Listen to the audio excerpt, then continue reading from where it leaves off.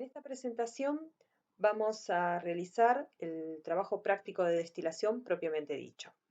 Asumo que si llegaron hasta aquí es porque ya vieron la presentación donde Mauro les explicó las bases teóricas para este trabajo práctico. Es decir, entonces, que solamente me queda darles la bienvenida al trabajo práctico en mesada. Este trabajo práctico constará de dos partes. En la primera parte realizaremos una destilación simple y en la segunda una destilación fraccionada. Para ambos procesos vamos a utilizar en cada uno de ellos una mezcla de acetona y agua. La idea es que al final del trabajo práctico podamos comparar ambos procesos y sacar las conclusiones correspondientes. Para poder registrar los datos que vayamos obteniendo a lo largo del trabajo práctico, vamos a utilizar unas planillas del tipo que aquí les presento. Para completar las planillas, deberán tomar el registro de temperatura cada 2 mililitros del destilado recogido. Con los datos obtenidos podrán dibujar las curvas correspondientes y de esa manera comparar ambos procesos.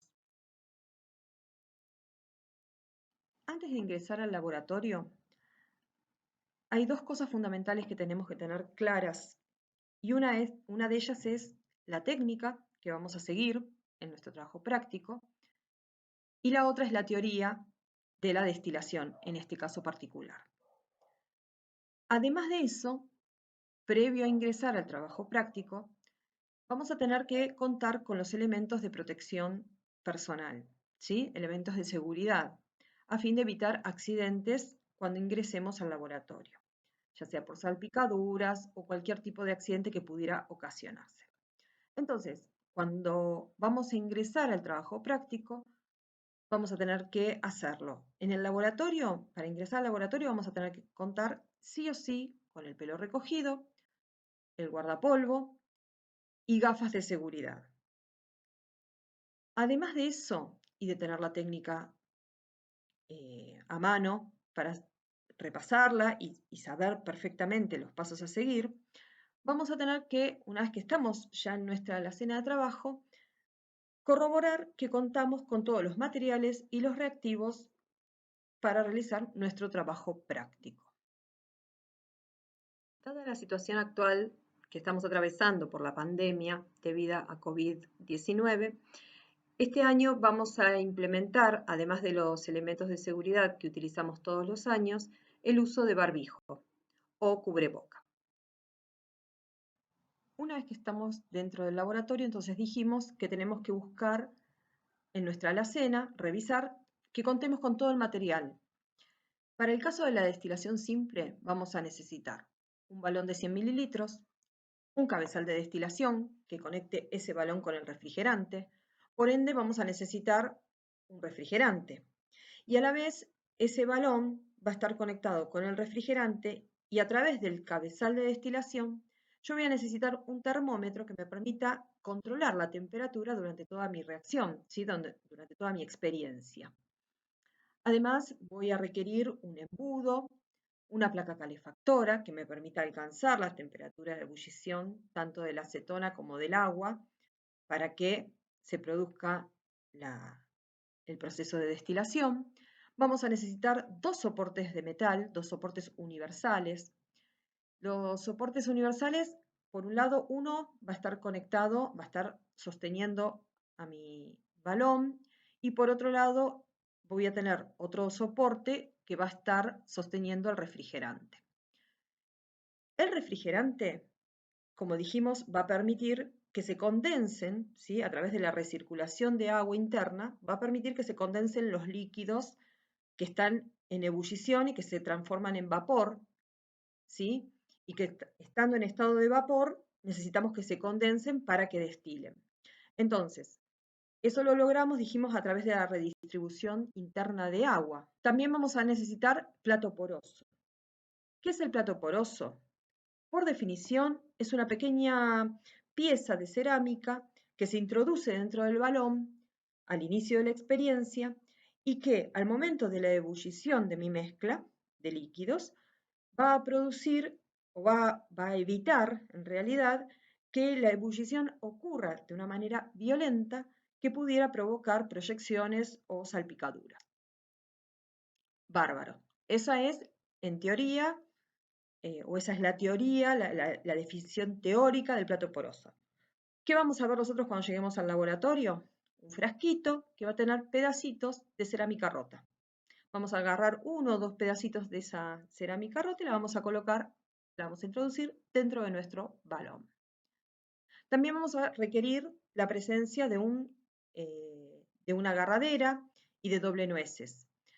Tanto las agarraderas como las doble nueces me van a permitir sujetar el balón al soporte y el refrigerante al soporte.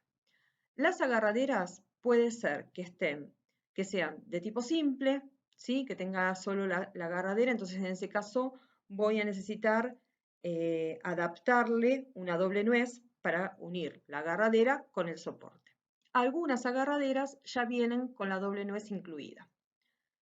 Para medir la cantidad de líquidos destilados obtenidos, vamos a necesitar un material volumétrico, se dice, un material que esté graduado y que me permita medir la cantidad de mililitros que yo voy obteniendo de mi destilado. En este caso vamos a utilizar una probeta. Para finalizar, nuestro destilado va a ser recolectado, va a ser recogido a través de un tubo colector que va a conectar al refrigerante con la probeta. Y otra cosa que me olvidé de comentarles y que es importante es que el agua va a recircular dentro del refrigerante y para que el agua llegue al refrigerante vamos a utilizar las gomas de látex, una para el ingreso y otra para el egreso de agua. Para el caso de la destilación fraccionada, utilizaremos los mismos materiales que en la destilación simple, pero vamos a agregar dos elementos nuevos. Por un lado, los que conocemos como anillos de Raschig y por otro lado, la columna de fraccionamiento. Nosotros entramos al laboratorio, es interesante para hacer un trabajo práctico y sabemos desde dónde vamos a partir, es decir, si nosotros entramos al laboratorio, como es nuestro caso, y sabemos con qué reactivos vamos a trabajar, es muy conveniente, es muy importante que consultemos la bibliografía respecto a las propiedades que tienen esos reactivos con los que vamos a trabajar. Es decir, en este caso fundamentalmente vamos a buscar las propiedades o deberíamos buscar las propiedades de la acetona. Del agua sabemos, ¿sí? Es solvente universal, tiene un momento dipolar elevado, es una sustancia muy polar, forma puentes de hidrógenos que estabilizan a la molécula, tiene un punto de fusión de 0 grados, un punto de ebullición de 100 grados. Eso lo sabemos todos, ¿sí? Lo venimos arrastrando de la época de química general inorgánica. Sin embargo, de la acetona tendríamos que buscar en la bibliografía, en algún handbook que podemos encontrar tanto en la biblioteca del primer piso como del sexto piso, cuáles son las propiedades de la acetona. No se preocupen, yo se las busqué. Y les cuento que la acetona es un compuesto químico que tiene una fórmula molecular compuesta por 3 átomos de carbono, 6 de hidrógeno y 1 oxígeno. Esto da un peso molecular de 58 gramos por mol, que se encuentra naturalmente en el medio ambiente, que pertenece al grupo funcional de las cetonas. Es un líquido incoloro que tiene un olor característico, es el que utilizamos generalmente, la acetona, la usamos como quita esmalte, ¿sí? Entonces vamos a ver cualquiera que se sacó esmalte de las uñas, sobre todo las chicas, deben saber que se evapora rápidamente, se evapora muy fácil, ¿sí? Es un líquido altamente inflamable y es soluble en agua, alcoholes, en cloroformo, en aceites y en éteres, entre otros. Esto se debe a que tiene un momento dipolar, la acetona, de 2.88 device. Si ustedes lo miran esto en un sentido bien químico, este momento dipolar es un momento dipolar elevado. Y acuérdense que todo lo similar, ¿sí?, se solubiliza con lo similar. Entonces, por esa razón es que se va a solubilizar en agua, en alcoholes, en cloroformo, es decir, en compuestos que tienen una estructura de tipo polar.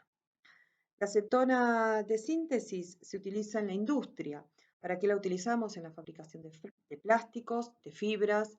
También se utiliza bastante en el desarrollo de algunos medicamentos y de otros, y también se utiliza para la elaboración de otros productos químicos.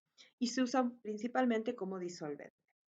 En el laboratorio de química orgánica la vamos a usar muchas veces como disolvente. Posee en estado puro una densidad de 0,788 o 0,79 gramos por centímetro cúbico, eso a 25 grados, y tiene un punto de fusión, y acá viene lo importante, tiene un punto de fusión de menos 94 grados y un punto de ebullición de 56 grados. Bueno, dijimos que teníamos que tener todos los materiales. Una vez que sepamos que contamos con todos los materiales, que ya lo hayamos corroborado, tenemos que asegurarnos de tener todas las drogas disponibles para realizar nuestra experiencia. En este caso vamos a utilizar acetona, agua corriente, ¿sí? Esos son los componentes de mi mezcla. Pero además, para realizar los ensayos de caracterización, voy a necesitar 2,4 de nitrofenilhidracina, yodo sublimado, yoduro de sodio, ácido sulfúrico, hidróxido de sodio y, de ser posible, agua destilada. Entonces, si tenemos todos esos componentes, si tenemos todos esos materiales, todas esas drogas, podemos arrancar con el armado, podemos empezar con el armado de nuestro equipo de destilación simple. Y les va a quedar algo del tipo del dibujo, ¿sí?, que acá les presento. Cuando armen el equipo, tienen que acordarse de algo que se dijo en la clase teórica de destilación, que quizás en ese momento, y dada la cantidad de información que estaban recibiendo, no le prestaron mucha atención, pero que es muy importante. Y es el tema de dónde colocar el bulbo del termómetro. El bulbo del termómetro tiene que quedar enteramente por debajo de la salida del refrigerante. Es decir, de esta manera nos vamos a asegurar que el bulbo del termómetro quede inmerso en los vapores y la lectura entonces sea la correcta. ¿Por qué? Porque si nosotros colocamos el bulbo del termómetro por encima de la salida del refrigerante, lo que va a pasar es que vamos a tener una lectura menor de la real. Y si lo colocamos muy por debajo, la temperatura va a ser mayor porque va a estar muy cerca de los vapores que destilan. Entonces vamos a tener una lectura errada, errónea. Y eso nos va a llevar seguramente al final del trabajo práctico a una conclusión errónea. Entonces, recuerden siempre la posición donde tienen que colocar el termómetro y fundamentalmente donde debe quedar ubicado el bulbo del termómetro. Y otra cosa que es muy importante en este punto es que el bulbo del termómetro no toque las paredes del cabezal de destilación, que a veces puede pasar, que no nos damos cuenta y el bulbo del termómetro roza las paredes. No, tiene que quedar bien al aire, bien en el centro del cabezal de destilación. Química orgánica, además de cabezales sin camisa, contamos con un stock de cabezales con camisa. ¿Qué significa esto? Si ustedes ven en el dibujo que está recuadrado en verde, van a ver que tiene como un tubito interno. En ese tubito se coloca una gotita de glicerina y acto seguido se coloca el termómetro con mucho cuidado porque es de vidrio y puede romperse. La idea es, en este caso, que no tengan que estar acomodando el termómetro como explicamos en el audio anterior. Entonces, ya tenemos todos los reactivos chequeados, todos los materiales chequeados, el equipo armado, el bulbo del termómetro colocado correctamente. Podemos entonces iniciar el proceso. Colocamos los 50 mililitros de mezcla, como dice la guía, es decir, los 13 mililitros de acetona y los 37 de agua, y en el balón. Y encendemos la placa calefactora. Vamos a tratar de buscar una temperatura que sea pareja y que a la vez nos permita ir tomando la medida de los volúmenes que se van obteniendo. Lo ideal sería tomar datos de temperatura cada 1 mililitro de volumen recogido. Esto podemos hacerlo, como dice en la guía, a través de probetas graduadas. Y lo otro que podemos hacer, si no, es contar la cantidad de gotas. Si contamos 20 gotas, tenemos 1 mililitro y entonces podemos tomar la temperatura cada 20 gotas e ir sacando ir obteniendo los distintos registros. Entonces, una vez que empiece la destilación, vamos a tener 3 momentos importantes y a tener en cuenta. Un primer momento donde la temperatura va a empezar a aumentar, se van a empezar a formar los vapores de la mezcla de la reacción, y lo que va a suceder es que esos vapores, esos vapores van a ser principalmente de acetona, ¿sí? Esos vapores van a empezar a tratar de subir a través del cabezal de destilación, van a llegar al bulbo del termómetro, van a tocar el bulbo, se van a condensar, se van a empezar a condensar por las paredes del cabezal de destilación y van a volver a caer en el líquido de mezcla para volverse a generar el vapor y así sucesivamente a medida que va aumentando la temperatura. Todo este proceso va a generar lo que vamos a llamar hasta que caiga la primera gota de destilado, ¿sí? Entonces, todo este proceso, este primer proceso, estas primeras gotas de destilado que van a caer, van a ser lo que nosotros llamamos la cabeza de destilación, ¿sí? Va a ser un líquido que va a estar enriquecido en acetona, pero que no va a tener la temperatura, o sea que va a ser un líquido, digamos, que va a tener una mezcla, ¿sí?, de acetona y agua. Acto seguido, cuando llegue a los 56 grados, que es la temperatura de ebullición de la acetona, lo que va a ocurrir es que los vapores van a ser bien vapores de acetona y van a ser vapores bien enriquecidos en acetona. Entonces vamos a tener lo que se llama el cuerpo de la destilación. En ese caso vamos a tener que cambiar el recipiente. En otro recipiente vamos a tener que colocar nuestro cuerpo de destilación, que va a ser, digamos, el líquido enriquecido en acetona que vamos a obtener de la mezcla de destilado. Nosotros no vamos a obtener en ningún momento, de acuerdo a lo que les comentó Mauro en la clase teórica, a través de una destilación simple nunca vamos a obtener un líquido puro, sino que vamos a obtener, como les dije, el líquido enriquecido en el líquido más volátil, en este caso la acetona. En ese cuerpo, la temperatura se va a mantener, la temperatura de destilación va a mantenerse hasta los 56, quizás un poquito más, algunos grados más, pero generalmente se mantiene en una temperatura bastante constante, o puede que no. En ese caso tendremos que regular la placa calefactora porque estará quizás excedida en la cantidad de calor que aporta. Y iremos recogiendo este líquido enriquecido hasta que pase alguna de las situaciones, o que aumente abruptamente la temperatura, o que directamente deje de destilar por un ratito, mientras aumenta la temperatura, hasta que después de los 80-90 grados empieza a destilar otra vez. Otra cosa que a veces pasa es que pasados esos 56-58 grados, la temperatura baja un cachito y después empieza otra vez y se corta. Generalmente se corta la destilación hasta que arranca el segundo líquido destilado. En ese caso, nosotros vamos a cambiar nuevamente y por tercera vez nuestro recipiente colector y en ese caso vamos a obtener lo que llamamos la cola del destilado, ¿sí? Entonces nosotros vamos a tener 3 etapas bien marcadas que quizás en la destilación simple no están tan marcadas, en la destilación fraccionada veremos más adelante que, y esperamos que sí estén bien marcadas las etapas. La destilación simple va a ser más difícil determinar cuál es la cabeza, cuál es el cuerpo y cuál es la cola, justamente porque nosotros vamos a tener un solo equilibrio entre evaporación y condensación. ¿sí? Entonces, ese único equilibrio de los vapores de acetona es lo que nos va a dar el cuerpo del destilado, que es lo que a nosotros nos va a interesar particularmente.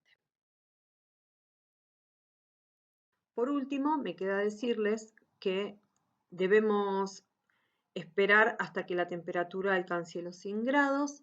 En ese caso cortamos la destilación y dejamos que el líquido remanente en el balón se enfríe y lo reservamos para realizar posteriormente los ensayos de caracterización.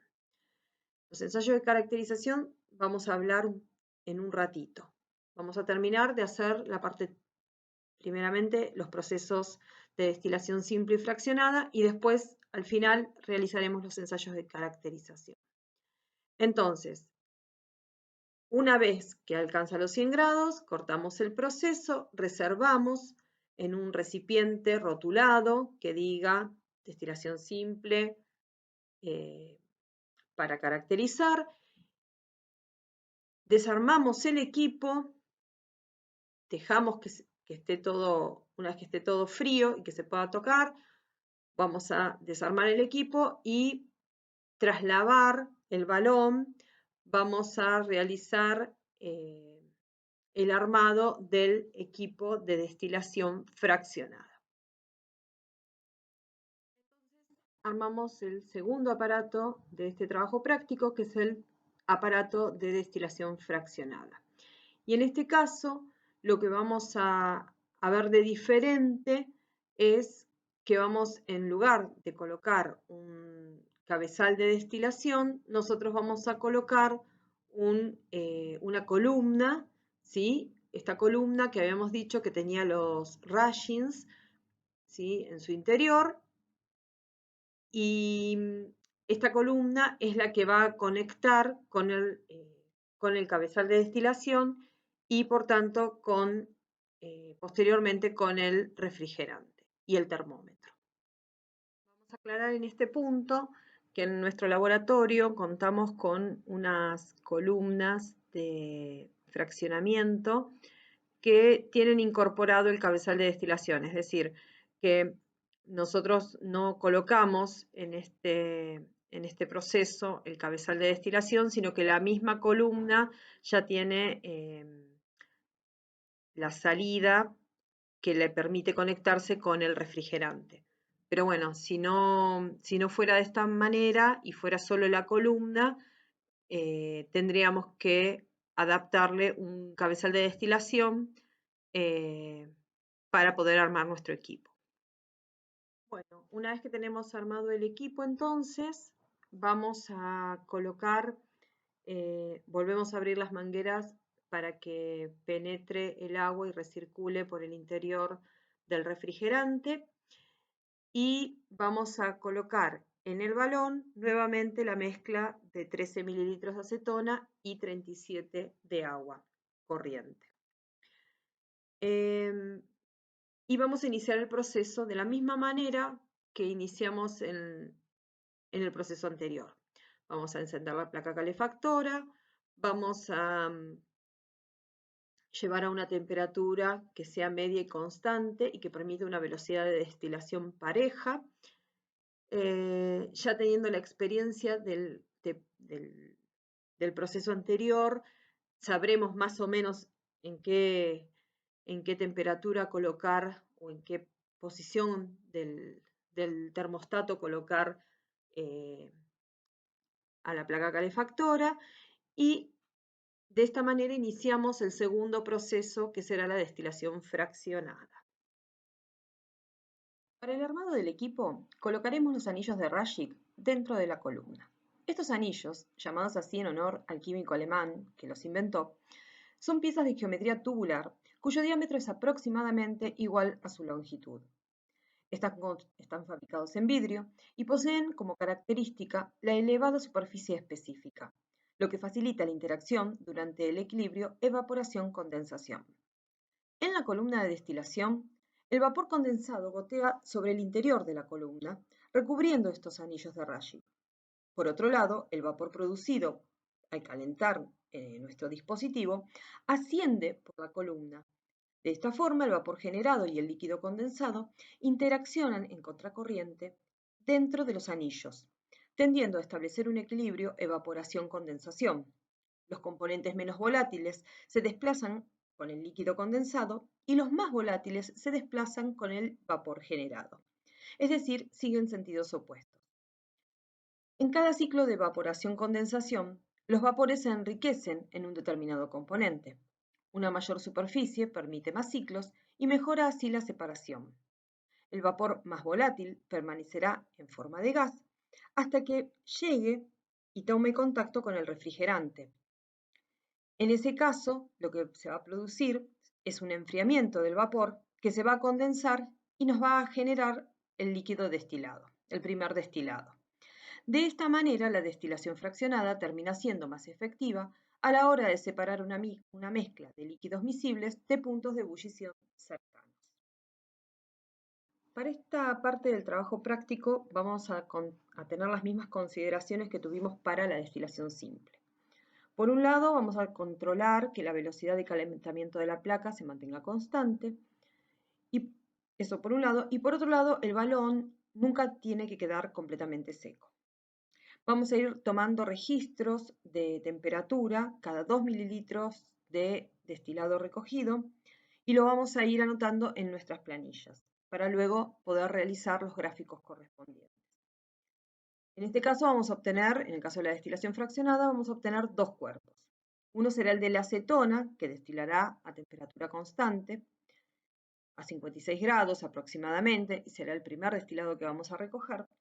Y luego tendremos un segundo cuerpo que corresponderá a la destilación del agua, que como todos sabemos destila a 100 grados, en forma también constante. Separando de esta manera mis dos líquidos contenidos miscibles, contenidos en mi mezcla de inicio. Cuando lleguen a esta parte del trabajo práctico, ustedes van a tener, por un lado, un Erlenmeyer o un recipiente que hayan elegido para recolectar el destilado, donde van a colocar el remanente que les haya quedado en el balón luego de la destilación simple. Y un segundo recipiente donde habrán colocado el remanente del balón luego de la destilación fraccionada. Si ustedes se fijan, hay un detalle en los dos dibujos que les puse. Uno tiene una coloración verde azulada y el otro es completamente verde. ¿Cuál es la idea? De que ustedes fijen visualmente que en la destilación simple siempre van a obtener el líquido volátil enriquecido. Se van a obtener un líquido que va a contener enriquecido al líquido más volátil. Y en la destilación fraccionada van a obtener un líquido purificado. O sea, es muy probable que en la destilación fraccionada ustedes obtengan el líquido puro.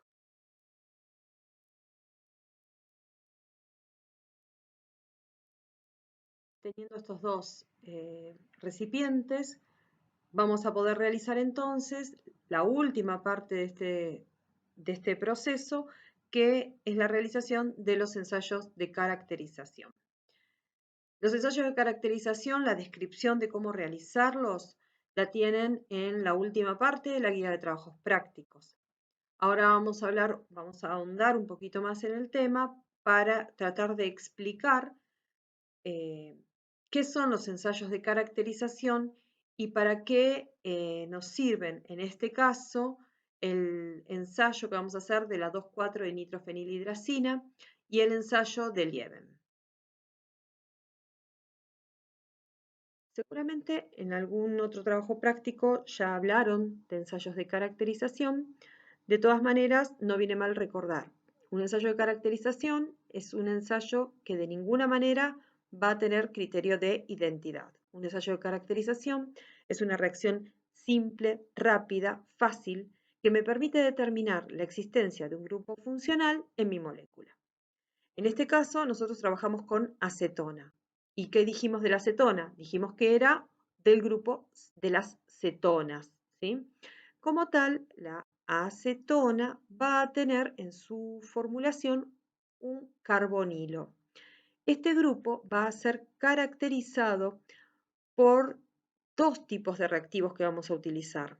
La 2,4-dinitrofenilhidracina por un lado y el reactivo de Lieben por el otro. ¿Por qué hacemos dos ensayos diferentes? Bien, la 2,4-dinitrofenilhidracina me permite determinar que tengo el grupo carbonilo, pero no es un ensayo de caracterización específico para cetonas, sino que es un ensayo característico que se utiliza para caracterizar aldehídos y cetonas. ¿Por qué? Porque me caracteriza al grupo carbonilo en la molécula. En cambio, el reactivo de Lieben es un reactivo que me permite caracterizar metilcetonas, como es el caso de la acetona. Entonces, con uno de los reactivos voy a determinar que tengo una acetona, que tengo un grupo carbonilo en el grupo, en la molécula, y con el otro reactivo voy a determinar que es una metilcetona. Cuando nosotros realizamos un ensayo de caracterización, tenemos que recordar que por cada ensayo debemos contar con un testigo y un blanco. ¿Qué significa esto? Que nosotros vamos a tener, por un lado, nuestro tubo de ensayo en el que vamos a colocar los 3 mililitros de reactivo, la muestra, las 2 gotas de muestra, y vamos a agitar y vamos a hacer todo el proceso. Y por otro lado, vamos a tener que tener un tubo al que vamos a considerar testigo, donde vamos a colocar los 3 mililitros de reactivo y 2 gotas de un testigo de acetona pura. Por otro lado, tendremos un tercer tubo que tendrá los 3 mililitros de reactivo y en vez de 2 gotas de acetona pura, llevará 2 gotas de agua. Entonces, uno será el testigo de que del color que tiene que darme la reacción de caracterización, porque sé que estoy colocando acetona, testigo, y por otro lado voy a tener un blanco para saber cómo sería mi negativo en caso de que dé negativo. Es decir, que por cada balón, por cada muestra de cada balón, yo voy a preparar 3 tubos. Uno con la muestra del balón, uno con el blanco y uno con el testigo. Entonces, para este ensayo de la 2,4-dinitrofenilhidracina van a tomar 4 tubos. 2 tubos van a tener muestra, uno de la destilación simple y uno de la destilación fraccionada. Un tubo va a tener el testigo y un tubo va a tener el blanco. El ensayo se realiza con el reactivo, cuya preparación se encuentra en esta diapositiva. Sin embargo, ustedes en el laboratorio van a encontrar el reactivo ya listo y rotulado en las mesadas laterales. Entonces, en esta oportunidad van a colocar 3 mililitros de reactivo en cada uno de los tubos de ensayo, como dijimos antes, que están rotulados como muestra, blanco y testigo. Al de la muestra le van a agregar 2 gotas del sobrante de cada uno de los balones, ¿sí? En uno van a colocar 2 gotas del sobrante de la destilación simple y en otro tubo 2 gotas del sobrante de la destilación fraccionada.